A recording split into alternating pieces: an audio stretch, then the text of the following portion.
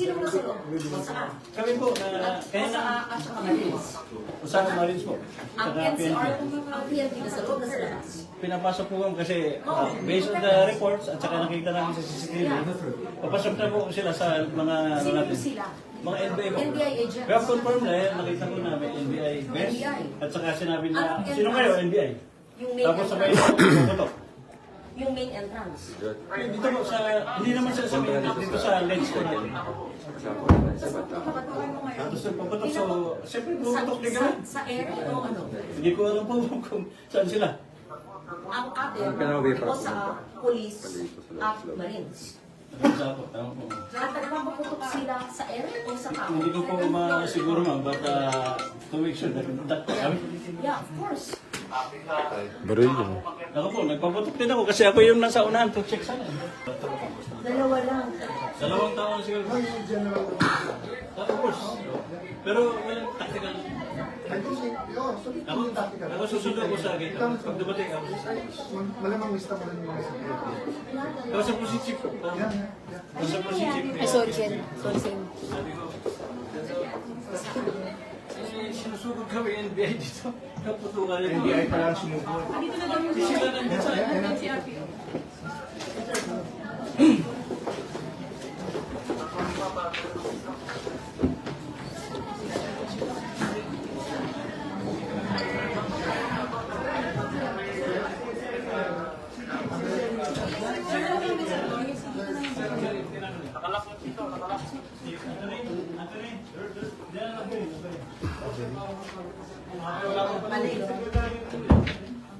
Oh, parating daw 10 minutes. Bigyan nila ng space. Diyan na rin na.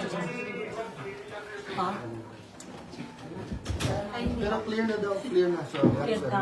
Yeah. Clear na. Sa CCTV na. Pwede na lumabas? I-secured lang daw yung CCTV. doon. General, I just want to know, sino na to? Ano po? Nasa loob sila ng labas. Nasa lens po kasi, nasa malapit na sa ano natin eh. Sa exit natin. Nakuha ng CCTV. May nakuha. Baka may makuha po tayo ng mga recovery. Itago niyo yung CCTV. Wala namang magbalik, magkatutukan mo kung hindi sila dumating. Exactly. Sino mo nasa loob? Saan? Kami po, kaya na, At saka Marines. usama Marines po. Ang Saka PNP. NCR, ang PNP nasa loob, nasa labas. Pinapasok po kami kasi based on the reports at saka nakita namin sa CCTV, papasok na po sila sa mga ano Sino po natin. sila? Mga NBI po. NBI agents. Kaya confirm na yan, nakita ko namin NBI best. NBI. At saka sinabi na, Anong sino kayo NBI? Yung main Tapos sabay entrance. na pumatok. Yung main entrance. Dito po sa, hindi naman sila sa main, dito sa lens ko natin. Kapatuan mo ngayon. Tapos nagpapatok, so siyempre pumatok din kami. Sa area o ano? Hindi ko alam po kung saan sila. Ang atin, o sa police at marines. Sa po, tama po. At nagpapaputok sila sa area o sa tao? Hindi ko po masiguro ma'am, but to make sure that kami. Yeah, of course. Baril yun. Ako po, nagpapatok din ako kasi ako yung nasa unahan to check sana.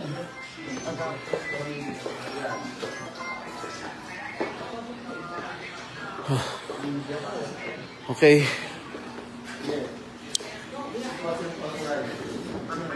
Grabe itong gina. Ayon sa aming chief ng Sergeant at Arms, ang NBI daw nung Senado, ang NBI daw ang unang mga elemento ng NBI ang unang nagpaputok dito sa gusali ng Senado. They fired upon us. The Senate, the NBI fired, the Sergeant at Arms already reported na may mga NBI agents pumasok. They were the ones who fired shots kanina. So, yung Posaa, yung Senate security dito, nag-fire back sila. So, yung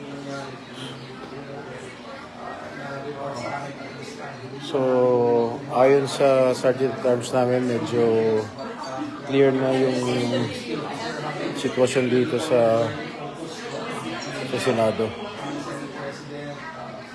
Wow.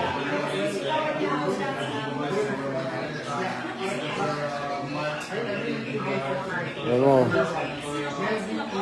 we have to condemn this dastardly act by the elements of these government agencies concerned. This calls for an investigation, a full-blown investigation. Dahil unang-una, masyado na nilang binastos ang institusyon ng Senado. Pangalawa, wala